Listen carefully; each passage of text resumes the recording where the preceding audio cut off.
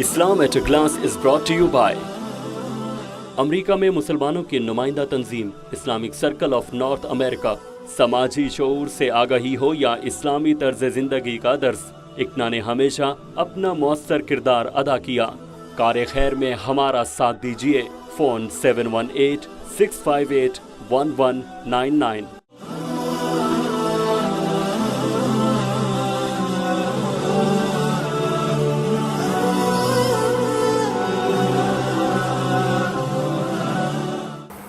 अस्सलामु अलैकुम वरहमतुल्लाहि वबरकातुह।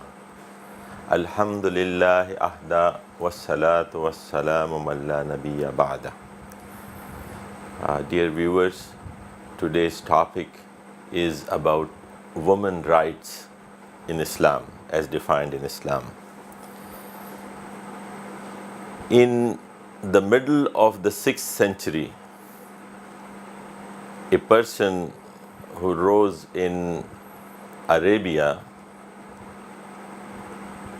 claimed that he receives revelations from Allah, and based on that revelations he gives this message to mankind, which we remember as Islam. And he at that time defined much of the terms and much of the talk that is very common today. These subjects have been discussed and were taught by the Prophet of Islam, Muhammad sallallahu alaihi wasallam, in the 6th century. At that time, the world was in a state of darkness all around him, even in far off places, even in places that were the most so-called civilized societies of that time. To name a couple, the Roman civilization and the Persian civilization in the east and west of where this message of Islam was being propagated by Prophet Muhammad sallallahu alaihi wasallam. And he defined, as I said, the things which are in common like talk of the day these days, like human rights, like the rights of women. There was no talk of that around the world at that time when he defined those things according to the instructions of Allah, nothing from himself, but as our Creator told us that these are the rights of human being, how they should be treated, and also what our topic is today, the rights of women. The religions that were existing at that time have a very disgusting view about women, and some of that still prevails in their books. Some of that also in the books that they regard as the revealed religion. But we as Muslims believe that there has been a lot of corruption in the original message, so that the message has introduction of some things from men, which ended up being such containing such things which I just mentioned to you about women, for example. Women, to sum it up, those religions or even the philosophies of that time, or even older religions, they still exist today, and some of them are major religions of the world even today. So woman is described as if she is like a curse to humanity.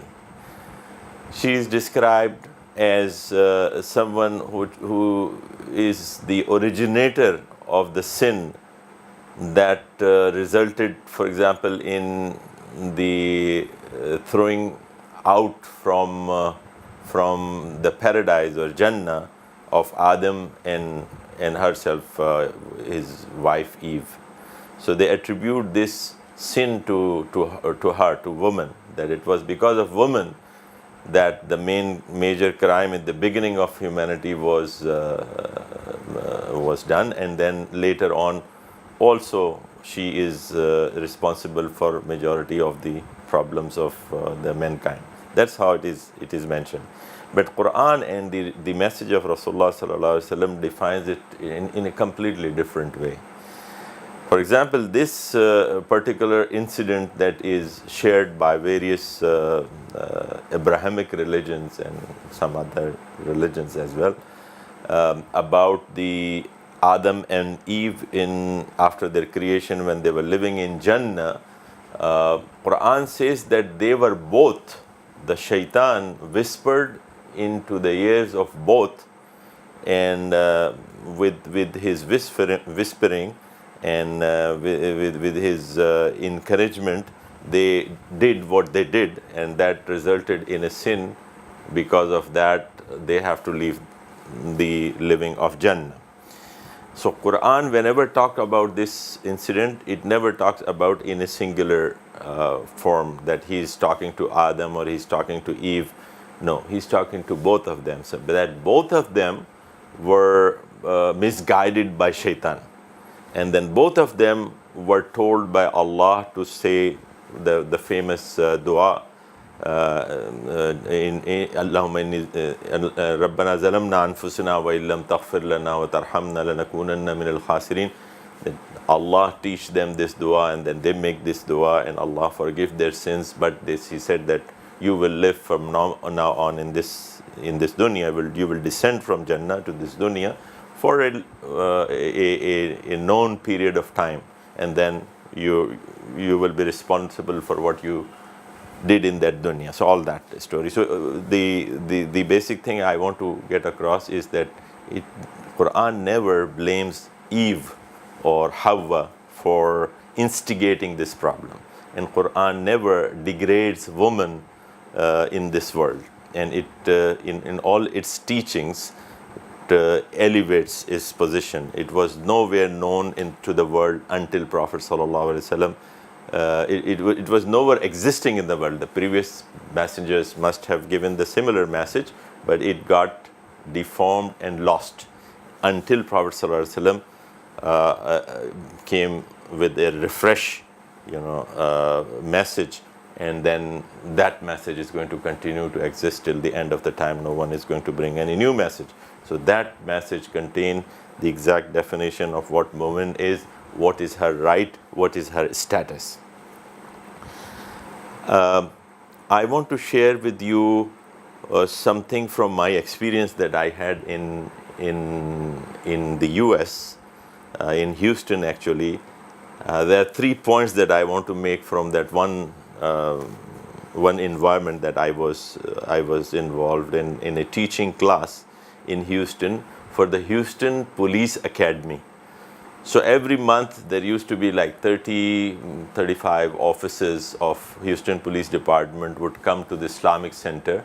That is after 9/11, when they started thinking that we need to know about Islam because there will be more engagement with the Muslims for various reasons, and some not very good reasons. But anyway, they wanted to learn about Islam, so we also thought this is an opportunity to tell them what really we believe in. So in that class, they used to stay with us for many hours. So I used to teach this part of that class. Then there was another person, and then there was a sister who was an American revert to Islam sister, and she used to teach that class, and she used to wear a niqab during the teaching of that class.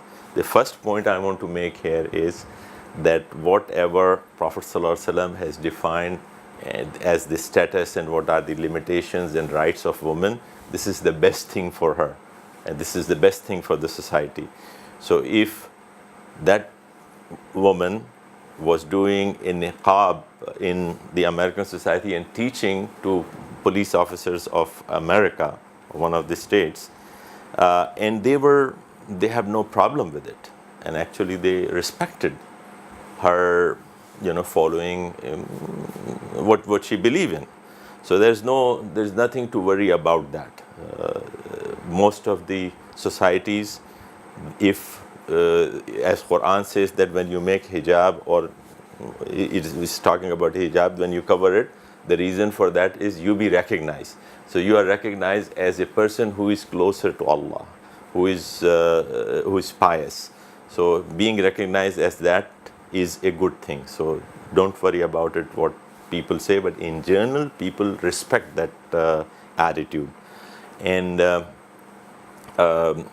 even in, for example, Christian traditions, when the images of Mary, you see it is always covered, her head is always covered.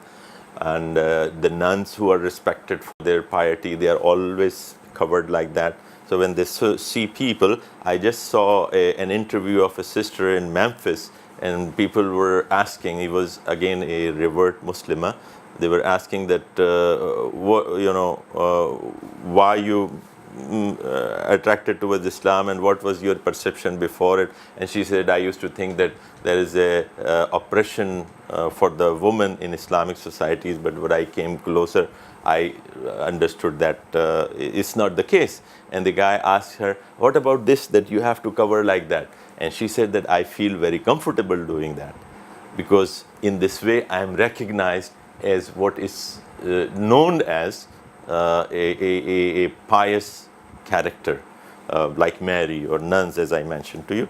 She said the same things. And if you see, like 100 years ago, even in the Western society, women used to be like that. Majority of the women used to cover their heads. It's just like in the last 100 years, what happened is that when they developed a kind of a feeling about religion, that they have to stay away from that for various reasons. That this is not the topic of the day, so we will stop here on this particular point, and I will move to the second point. Second point is about our topic of the day, that there are in women, and again I will give you an example from that particular gathering that we used to have, that there are some natural tendencies, that there are some natural things about genders, about male, about female, that they are likings, the way they want to dress, the way they want to interact with people. There are differences, they are there. And if someone tries to say, no, there is no difference, we just have to be equal, it doesn't work like that. It hasn't worked like that in the societies they try to do that. So the example from that gathering was that the officers used to come, and there were women and men, police officers. They used to come to that class, and we observed that, just quietly observed, and we discussed that among ourselves afterwards, that in the classes, when the woman officer would come, and there is no restriction, there is no segregation that women will sit here and men will sit here. But they tend to align with the woman and would sit on one side together, the woman, and the men will sit on the other side. This is the natural, inclination. You don't have any segregation, there is no call to do that, but they tend to do like that. They don't like to mix unnecessary with the men, as some societies are encouraging women to do that. But these are the natural tendencies, nature of men and women, that we need to respect when we talk about the rights of women, and when we talk about their responsibilities, all that we will continue to talk. But the third thing I want to share about this from this class is another very interesting thing, that there are certain questions with regards to women that people ask, especially they are very common in the West or in the society. They are not familiar with the Islamic culture and traditions and why such things we do. So these, sometimes they are natural, and sometimes this is just for the fun. People ask these questions. So anyway, one of the officers asked this question, and actually he was critical of the fact that why in the Muslim prayer places, masajid, the women have to be behind, as if they are some secondary citizen or something like that. On these lines his question was. And the other person who was with me, he answered the question in a very nice way, and actually with a demonstration. There used to be a coordinator for that class. His name was Steve, and he was a little bulky fellow. He was also a police officer who was coordinating with us in organizing these classes. So he asked Steve to come for a little demonstration. And he said that, Steve, you have been with us and you saw us praying many times, and we demonstrated during these sessions as well that how we pray, various actions. And he said, I just want you to face me. He was like that towards the board, and his back was towards the audience. And then he said that just repeat how we pray. And Steve started doing this because he has seen us doing that many times. And then after that, he went in the ruku like this. And then when he was in ruku, he is a bulky fellow, as I said. And this Muslim person, he said, right here, can you stop for a minute? And then Steve stopped like this in ruku. And he went to the woman who was sitting in the audience and asked them a question. He said that, how many of you would like the men to see you in this position? And all of them said, no, we don't want to be in this position, to be seen by a man. I mean, it is like you're bending over and somebody is looking at you from the back.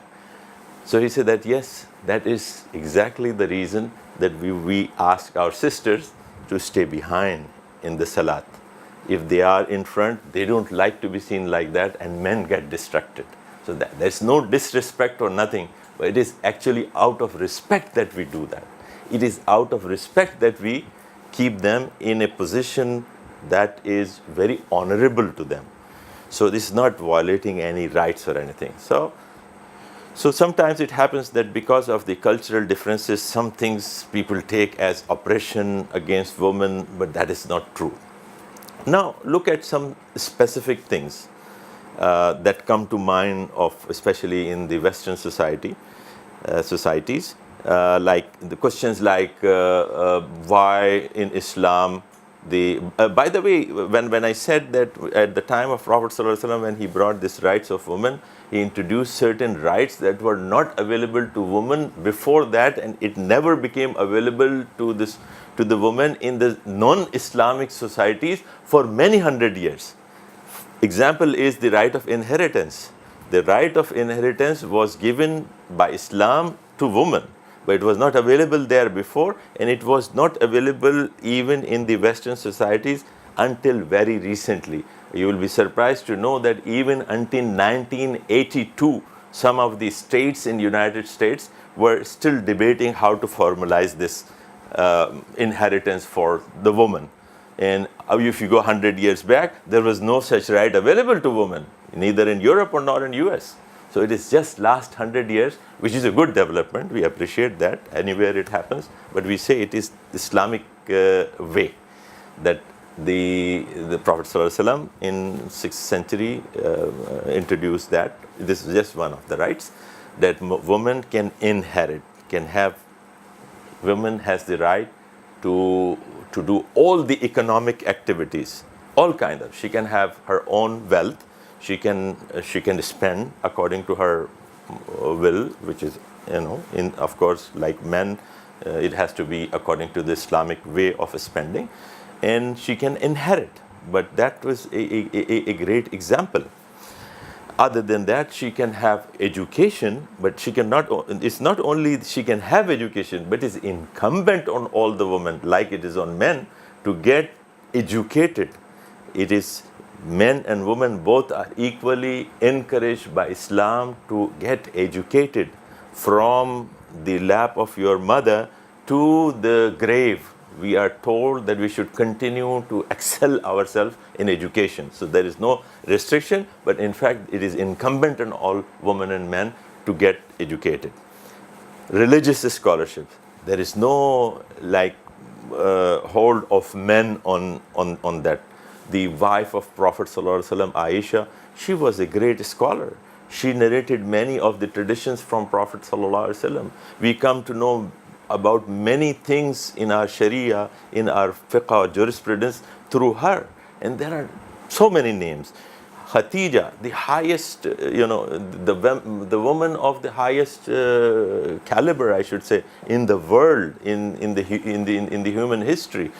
She was the wife of Prophet ﷺ, and with her dedication and her support for this whole mission, this thing tells us that women are hand in hand with men. in all avenues of this world, in economics, in education, in religious scholarship, and all that.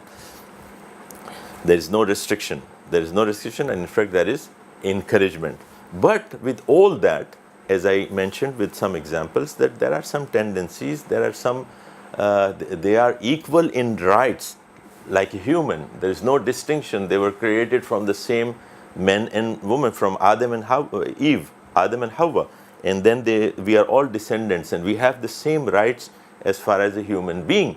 But there are certain physical differences between the two genders. That's where we have to look at the Sharia, how it defines your responsibility. I'm talking about the responsibility of woman and her rights, and which are a little different from in various areas. So I was giving you example of the questions that may rise in the Western minds, or even the people who are from Muslims who are influenced by some Western thoughts, that why, for example, woman, the testimony of woman is half of that of men. This is a valid question, but if you go dig into the reasons why the creators have kept it like that, because of that, I just said, the physical and psychological differences in them. Allah subhanahu wa ta'ala does not want to bother the woman with all these burdens of being present in the places where crime is being committed. It is unnatural to think that in any, for example, a violent situation, that woman will be able to be witness to that. She will run away from that. She will close her eyes on that. And she's humble. She's tender. We have to treat her like that. It's not on the name of rights that you just give her equal status. It's not actually equal status, but it is putting more burden on her, which she is not capable of handling. So let her do what her natural tendencies allow her to do. And as far as the status is concerned, it is equal. In fact, in certain areas, it is more than men. Look at the status of mother, that the Jannah, the paradise, is said to be under the feet of the mother. And the greatest relationship, the most respected person for a human, or for a man or a woman, is the mother.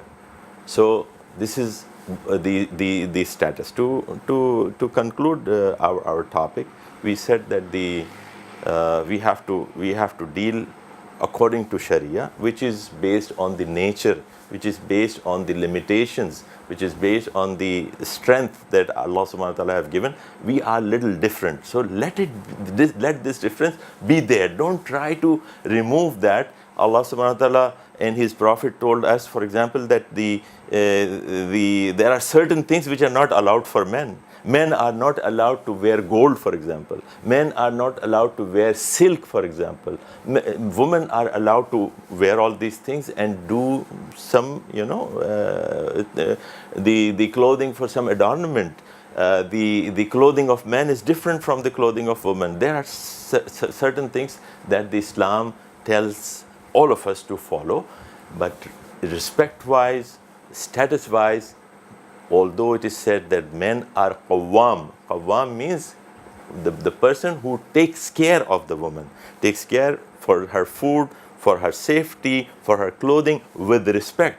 And Prophet ﷺ did not leave this topic untouched in the last sermon that he did, because he wanted to remind the ummah that these are the important things. So when he listed the important things, that about there is no, it should not be any discrimination, and points like that which were important. So he makes sure that he mentioned woman there, and say, fear Allah for the woman, because you have rights on them and they have rights on you, and you have to treat them with kindness.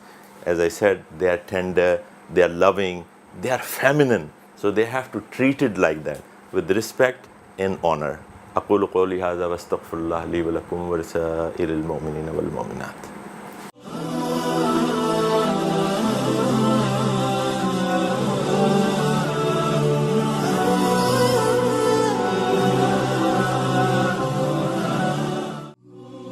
Islam at a glance was brought to you by America میں مسلمانوں کی نمائندہ تنظیم Islamic circle of North America سماجی شعور سے آگاہی ہو یا اسلامی طرز زندگی کا درس، اکنا نے ہمیشہ اپنا مؤثر کردار ادا کیا۔